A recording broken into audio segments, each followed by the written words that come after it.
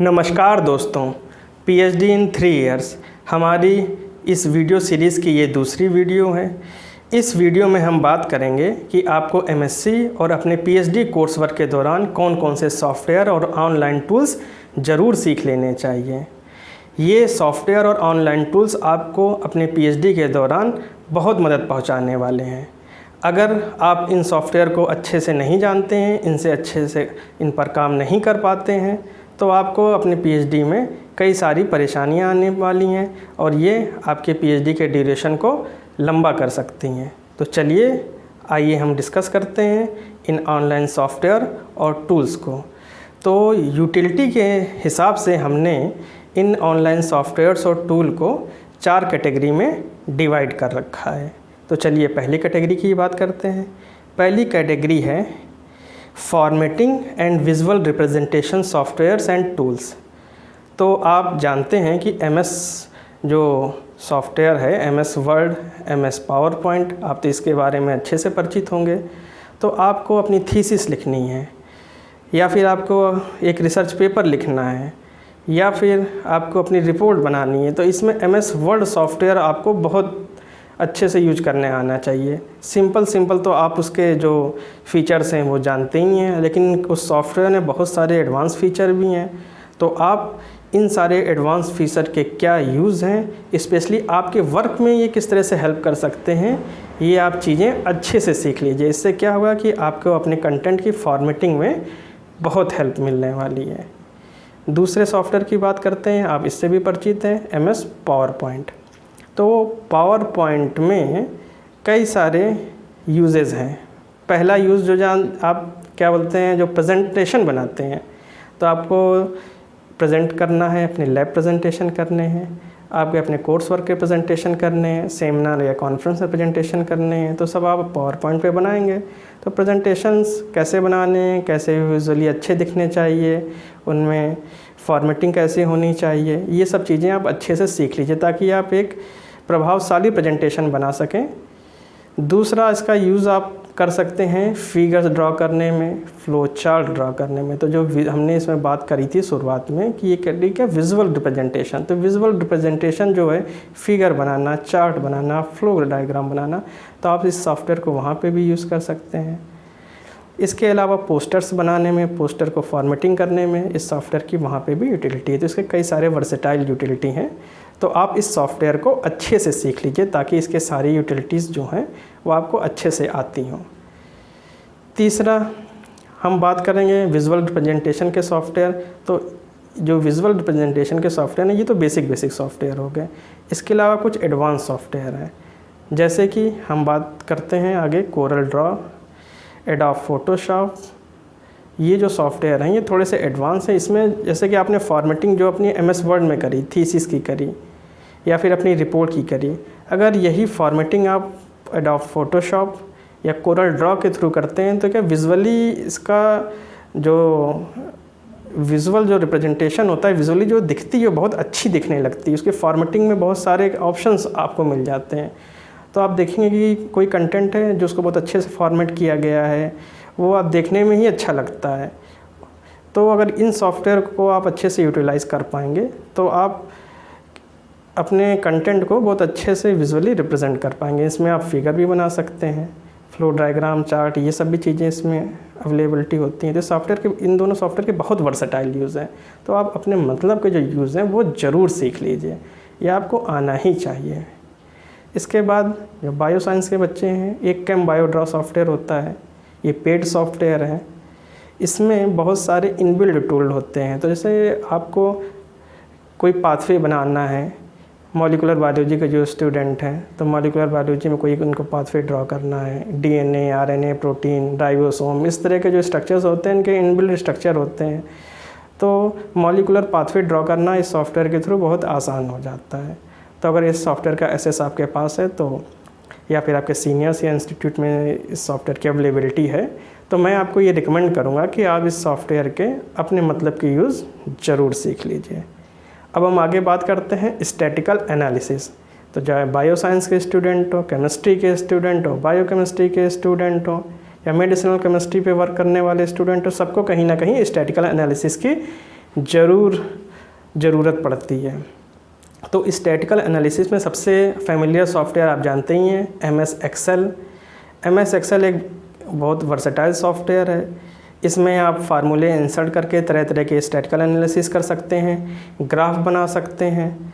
तो मैं आपको रिकमेंड करूँगा कि सॉफ्टवेयर को कैसे यूज़ करना है, कैसे फार्मूले इंसर्ट होते हैं, कैसे ग्राफ बनाए जाते हैं, ये सब चीज़ें आपको आनी चाहिए। बायो साइंस के स्टूडेंट को मैं कहूँगा स्पेशली आपको इसमें मीन, मीडियन, मोड कैसे निकालना है, स्टैंडर्ड डेविएशन, स्टैंडर्ड एरर कैसे निकालना है, 1 वे एनोवा, 2 वे एनोवा, इन फार्मूले को कैसे इंसर्ट किया जाता है, कैसे इसमें वैल्यू पुट की जाती है, कैसे इनसे ग्राफ ड्रॉ होते हैं, ये आप अच्छे से सीख लीजिए।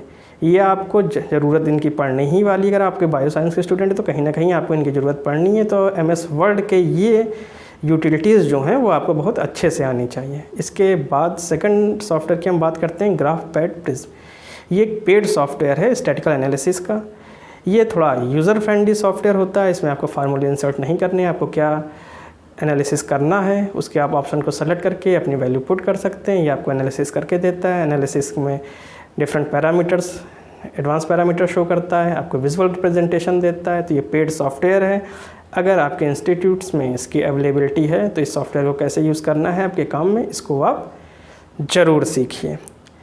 अगली हम बात करते हैं रेफरेंस मैनेजमेंट टूल। हाँ भाई, रेफरेंस मैनेजमेंट टूल ये बहुत इम्पॉर्टेंट है।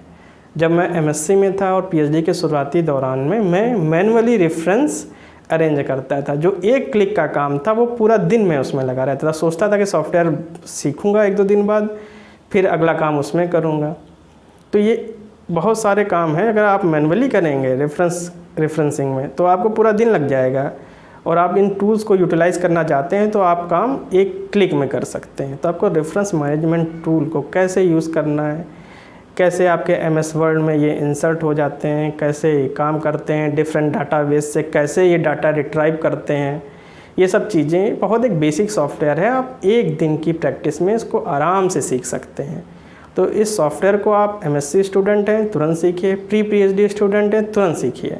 तो 2 सॉफ्टवेयर के बारे में मैं बात करूँगा, एक तो मेंडले है, एक इंडनोट है। तो इन दोनों सॉफ्टवेयर में जिस सॉफ्टवेयर की आपके पास अवेलेबिलिटी हो, आपके इंस्टीट्यूट में अवेलेबिलिटी हो, उस सॉफ्टवेयर को आप अच्छे से ज़रूर सीख लीजिए।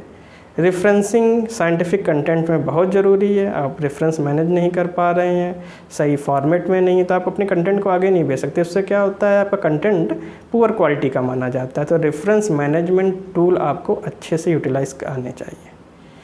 तो दोस्तों, हम अपनी इस वीडियो सीरीज़ में बहुत सारी वीडियो लाने वाले हैं। मैं आपसे रिक्वेस्ट करूंगा कि आप हमारे चैनल को सब्सक्राइब करिए ताकि हमारी सभी वीडियो की नोटिफिकेशंस आप तक पहुंचती रहें। कमेंट बॉक्स में जाकर लिखिए कि आपको हमारी वीडियो कैसी लग रही हैं। अगर आप किसी स्पेसिफिक टॉपिक पर तुरंत कोई वीडियो चाहते हैं तो उसके बारे में बताइए, हम उस टॉपिक पर तुरंत वीडियो बनाएंगे ताकि आपको हेल्प हो सके। तो दोस्तों, हमारे चैनल को प्लीज़ ज़रूर सब्सक्राइब करिए और कमेंट बॉक्स में जाकर अपने कमेंट ज़रूर दीजिए कि आपको हमारा ये कंटेंट, हमारी ये वीडियो सीरीज़ कैसी लग रही है। अब हम लास्ट अपने कैटेगरी में आते हैं। लास्ट कैटेगरी है हमारे ऑनलाइन कुछ टूल्स। इन ऑनलाइन टूल्स में हम 2 टूल्स की बात करेंगे। पहला टूल है टर्निटिन और दूसरा है ग्रामरली। अब टर्निटिन किस लिए यूज़ होता है? टर्निटिन क्या है, एक सिमिलरिटी चेक करने वाला टूल्स है। आप जानते हैं कि प्लेजराइज कंटेंट जो है उस पर बहुत स्ट्रिक्टनेस हो गई है। UGC की गाइडलाइन के अनुसार आपके कंटेंट में 10% से ज़्यादा सिमिलरिटी नहीं होनी चाहिए। अगर आपने ऐसा कंटेंट सबमिट कर दिया, थीसिस सबमिट कर दी जिसका सिमिलरिटी 10% से ज़्यादा है, तो आपको प्रॉब्लम हो सकती है, आपकी थीसिस रिजेक्ट हो सकती है, थीसिस रिवीजन में जा सकती है। आपको PhD अवार्ड होने के बाद भी आपको प्रॉब्लम्स हो सकती है अगर किसी ने इस चीज़ को रिपोर्ट कर दिया। तो इस चीज़ से बचने का एक तरीका यही है कि हमको पता होना चाहिए कि हमारा कंटेंट कितना क्लीन है। तो टर्निटिन जो सॉफ्टवेयर है ये आपको सिमिलरिटी बताता है कि हमारा कंटेंट कितना ओरिजिनल है, कितना किसी रिसोर्स से कॉपीड है। तो इस सॉफ्टवेयर को आप यूज़ करने से ये फ़ायदा रहेगा कि जब आपको अपने कंटेंट की क्वालिटी पता होगी तो आप उसको समय रहते ही इम्प्रूव कर सकते हैं। तो ये एक पेड सॉफ्टवेयर है, लेकिन आपको इसका एक्सेस ज़रूर कहीं ना कहीं से हासिल कर लेना चाहिए, चाहे अपने पर्सनल रिसोर्स से या फिर आपका इंस्टीट्यूट प्रोवाइड कराता है तो बहुत अच्छी बात है। लेकिन इस सॉफ्टवेयर को आप ज़रूर यूज़ करिए। क्योंकि अगर आपका कंटेंट सही नहीं रहा, आगे के किसी और ने इस चीज़ को पकड़ा और रिपोर्ट करी तो आपके लिए बहुत प्रॉब्लम हो सकती है। लास्ट जो सॉफ्टवेयर है जिस पे हम डिस्कस करेंगे ये है हमारा ग्रामरली। ग्रामरली क्या है? एक्चुअली जो नॉर्थ इंडिया के स्टूडेंट होते हैं अक्सर बच्चों में प्रॉब्लम ये होती है कि उनकी इंग्लिश जो होती है इतनी सही नहीं होती, या फिर जो हमारा वे ऑफ कहते हैं टॉकिंग या राइटिंग स्किल होता है वो जो फ़ॉरेन के जो हमारे रिव्यूअर्स हैं, एडिटर हैं, जब उनको हम भेजते हैं तो पुअर इंग्लिश से कमेंट आ जाते हैं। आपने बहुत मेहनत करी, बहुत अच्छा रिसर्च कंटेंट प्रोड्यूस किया, रिसर्च डाटा आपका बहुत अच्छा है, लेकिन जब आपने पेपर लिखा तो उसको कोई देख नहीं रहा है, पहले ही जाता है टेक्निकल रिव्यू में, उसको पुअर इंग्लिश लिख के वापस कर दिया जाता है। तो रिसर्च तो हमारा बहुत अच्छा है लेकिन उस रिसर्च को कोई पढ़ना ही नहीं चाहता है। क्यों? क्योंकि हमारी इंग्लिश पुअर है। तो इस सॉफ्टवेयर की हेल्प से हम अपने जो ग्रामेटिकल मिस्टेक्स हैं या सेंटेंस की रीफॉर्मेटिंग या फिर जो हमने पर्टिकुलर जो वर्ड यूज़ किए हैं उसमें कौन सा वर्ड को रिप्लेस करके कौन सा दूसरा वर्ड लगा दें कि वो और ज़्यादा इफ़ेक्टिव हो जाए, तो ये सब चीज़ें हमको इसके सजेशंस मिल जाते हैं। तो ये भी एक पेड सॉफ्टवेयर है। तो मैं तो आपसे यही सजेस्ट करूँगा कि इस सॉफ्टवेयर का एक्सेस आपके पास होना चाहिए। अगर आपकी इंग्लिश बहुत अच्छी नहीं है या फिर आप नॉर्थ इंडिया के बच्चे हैं, यूपी बोर्ड या स्टेट बोर्ड से पढ़े हुए हैं, तो आपको इस सॉफ्टवेयर की ज़रूरत पड़ने ही वाली है। नहीं तो आपको इंग्लिश साइंटिफिक राइटिंग में बहुत प्रॉब्लम आएगी। ये आपको क्या करेगा, एक गाइडलाइन की तरह प्रोवाइड करेगा कि हमको ये चीज़ हमने ऐसे लिखी लेकिन ये हमको ऐसे बता रहा है, तो इसमें कौन सी चीज़ें, तो ये आपको बहुत अच्छे से हेल्प करने वाला है। तो आपकी इंग्लिश अच्छी नहीं है, मोस्टली क्या होते हैं बच्चों को ये प्रॉब्लम रहती है, तो आपको इस सॉफ्टवेयर का एक्सेस ज़रूर रखें। तो हमारी ये वीडियो आज यहीं समाप्त होती है। प्लीज़ हमारे चैनल को ज़रूर सब्सक्राइब करिए और कमेंट बॉक्स में जाकर बताइए कि हमारी वीडियोज़ आपको कैसी लग रही हैं। प्लस आपको पीएचडी कैसे जल्दी कंप्लीट करनी है, आपको पीएचडी में क्या प्रॉब्लम्स आ रही हैं, रिसर्च पेपर से संबंधित अगर कोई प्रॉब्लम है तो वो भी आप कमेंट बॉक्स में जा सकते हैं। और हमारे सोशल मीडिया जो लिंक्स दिए हुए हैं नीचे, उनके द्वारा भी आप हमको ये चीज़ें बता सकते हैं। बाकी डिस्क्रिप्शन में कुछ ट्यूटोरियल, इन सॉफ्टवेयर से संबंधित ट्यूटोरियल वीडियोज़ के हम लिंक आपको दे रहे हैं जो आपको आगे भी हेल्प करने वाले हैं। Thank you.